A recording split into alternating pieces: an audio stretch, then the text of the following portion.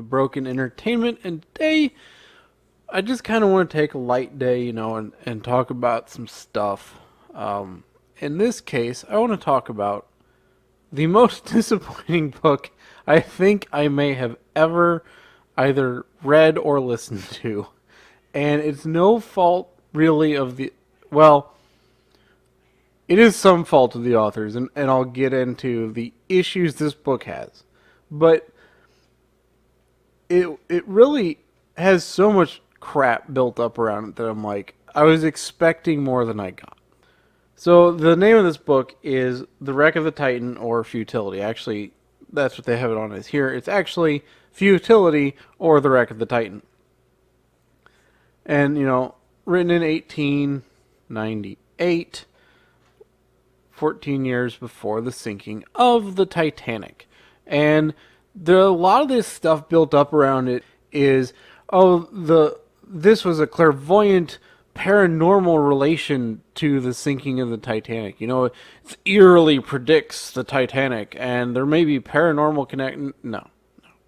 Look, I like to be open to all sorts of ideas, but there is nothing paranormal involved in this.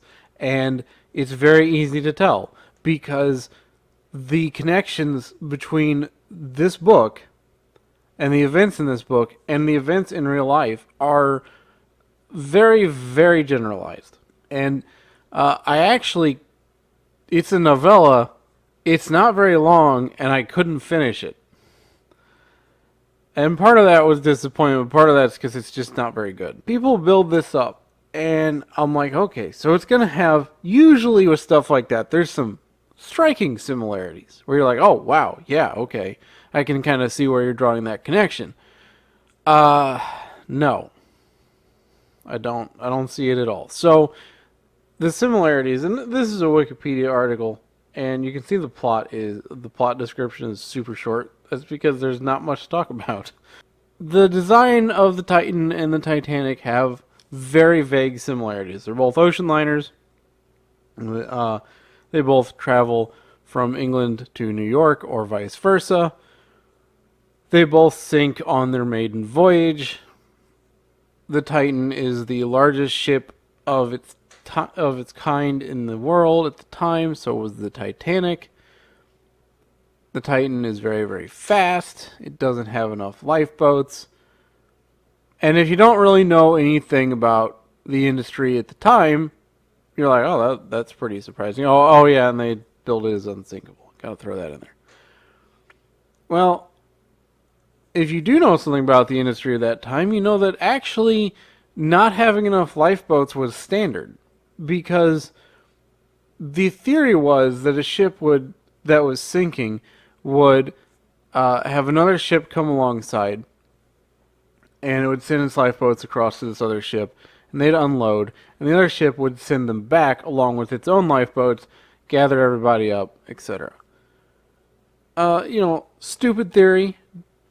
You can find shipwreck after shipwreck where that clearly did not work out and didn't happen, and Titanic being one of them. But it's what they operated with, and you were getting more and more people shoved onto bigger and bigger ships, moving faster and faster. And there's a lot of stuff that people talk about with the Titanic that happens in here too. It's an iceberg. It's moving too fast. It's in bad conditions. The Titanic was not in foggy conditions, but it was on super still water at the time, and it was very, very dark. So it had this weird sort of mirror effect where you kind of didn't see things until they were right on top of you. In the Wreck of the Titan, there's a bunch of fog. And they're moving recklessly fast in both cases. But again, if you understand the industry, as the author Morgan Robertson certainly did, you know that at the time, that was normal. You just went through. Now, with ice fields, if you encountered them, you did not slow down until you actually physically saw ice. And in the case of the Titanic and of the Titan, they did not physically see ice until it was too late.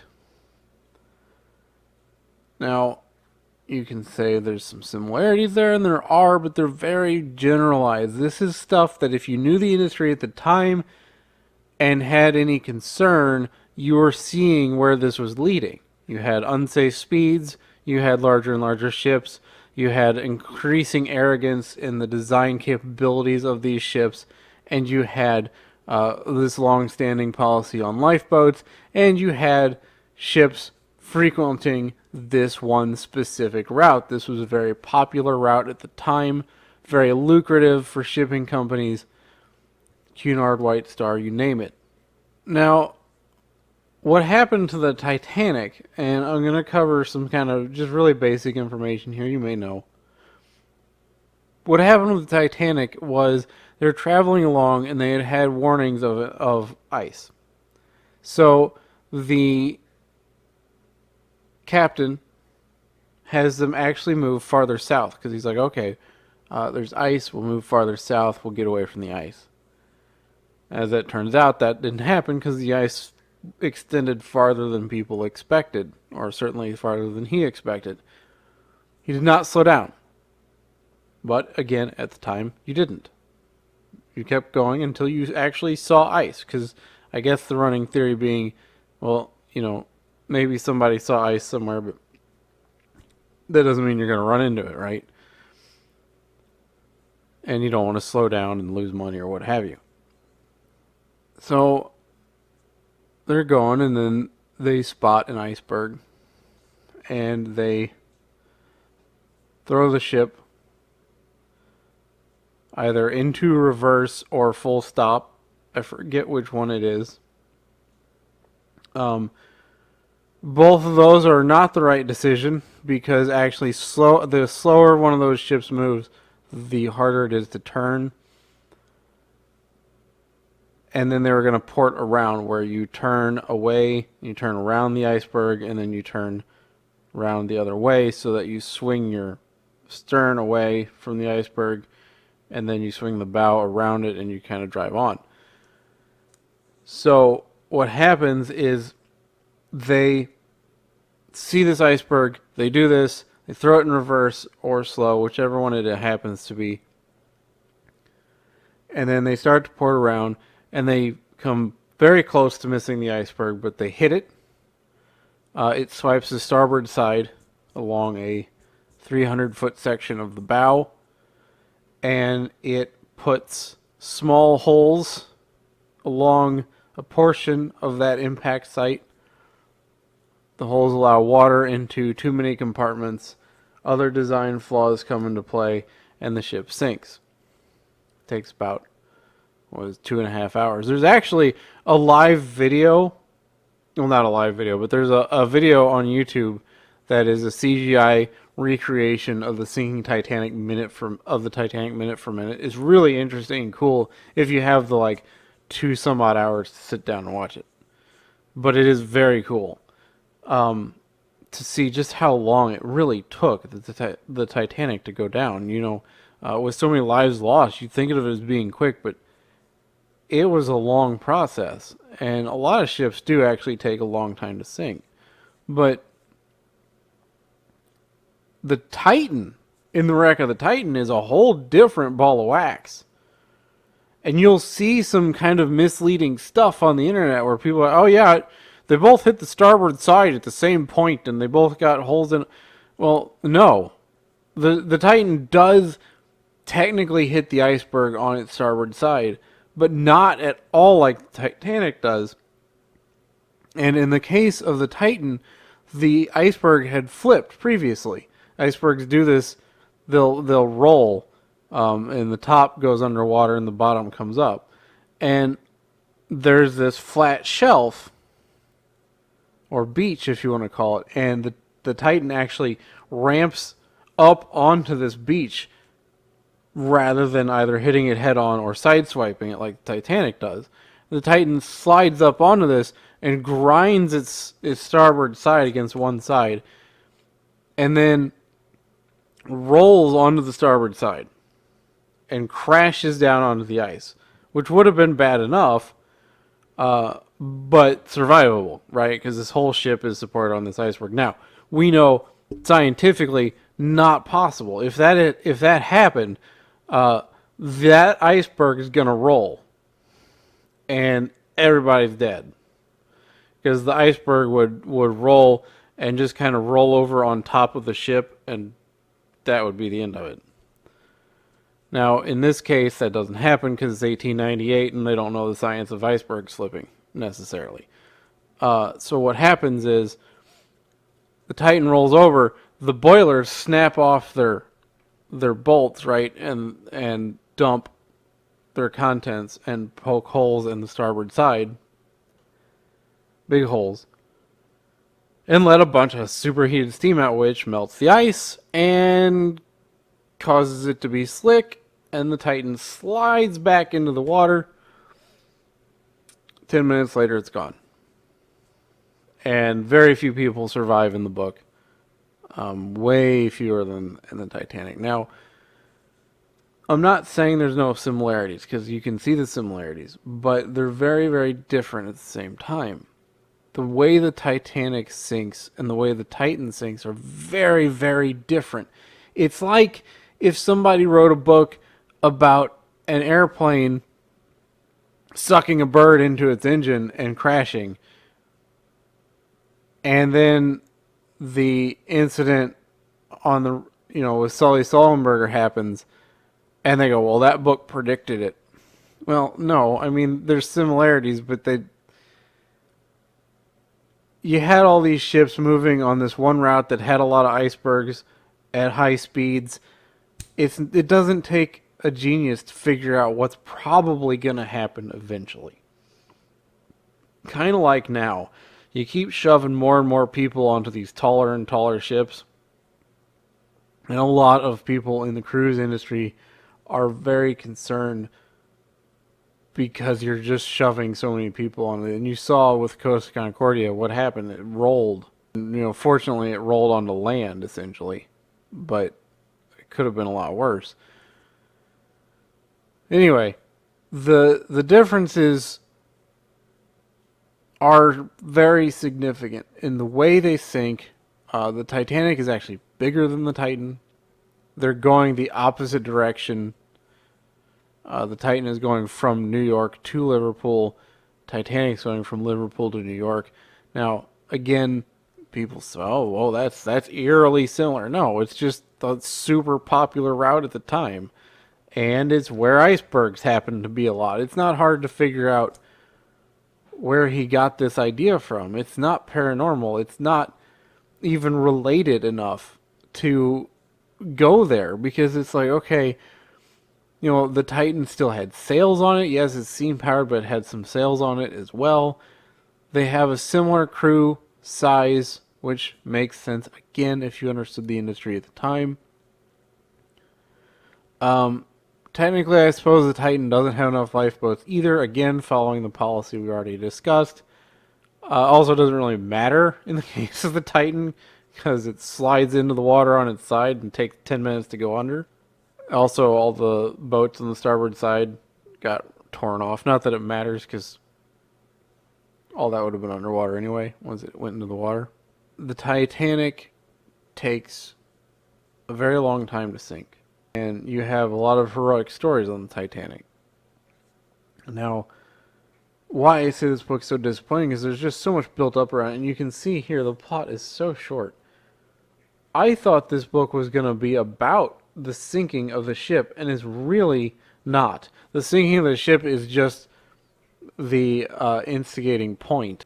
And there's another similarity. People say, "Oh, the Titan cuts a boat in half," and the Olympic does the same thing later on. Well,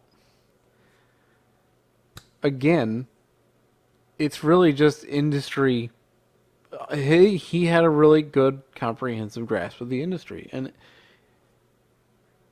to look back on a novel that was written 14 years before the Titanic, following all the similar things that were going on in the industry at the time, and saying it's clairvoyance is silly. It's not clairvoyance. It's just the way things were going. It doesn't have a lot of good parallels to today, thank God.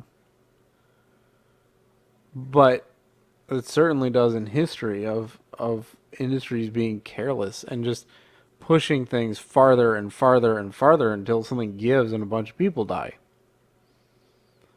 That's all it was. And, thank God it didn't happen the way it does in the book. Because we wouldn't be talking about a lot of survivors. My guess is you wouldn't be talking about any survivors. If it really happened that way. Now, there's some differences in design as well. The Titan doesn't have a cargo hold. The Titanic had a huge cargo hold. The Titan, as I mentioned, kind of had sails on parts of it. It was shorter. It was way heavier for some weird reason. So, it's tempting to look at similarities and say, oh wow, look at that, that's creepy. But you're talking about very vague, very generalized similarities once you actually look into it. And when you read or listen to the book, it's even worse. Because the descriptions in the book are super vague. You don't even see the Titan sink. In the book, it's told from the perspective of a guy who's been drugged, who happens to fall onto the iceberg, and watches the Titan slide into the water, and then he sees it for a few minutes, and then it disappears into the fog, and then he hears, the final sounds of it sinking. So you don't really know anything that happened. You just speculate. The Titan, really, that's really kind of all you learn. Honestly. And it's really a book about a guy who has lost his faith, finding his faith again, and in doing so, getting back with the girl he loved and starting a family. And getting back on track with his life. It's a very much a Christian story. It is not really. The Titan itself is in 7 chapters of the 16. And you learn the first chapter is entirely exposition. It is just one really long description of the ship. And then after that, you get the super, super vague sinking information. And then it's all just kind of aftermath stuff. And kind of disappointing. There's so much built up around it. I thought there'd be a lot of it would be way creepier if, say, the Titan hit the iceberg in exactly the same way. That would be pretty creepy. Or if they sank in exactly the same way. That would be pretty creepy. But the Titan would have rolled onto its back and capsized completely. And then gone down. If you had similar characters with similar names, that would have been pretty creepy. But none of that is in there. And then, as far as the book, and to his credit, the author completely denies, or denied at the time, any connection. He's like, no, I just knew the industry. To the great disservice of everybody, and the great discredit to me in my mind of his publishing company, after the Titanic sank, not immediately after, but pretty close. No, but pretty close to the sinking of the Titanic. I think it's a couple of years.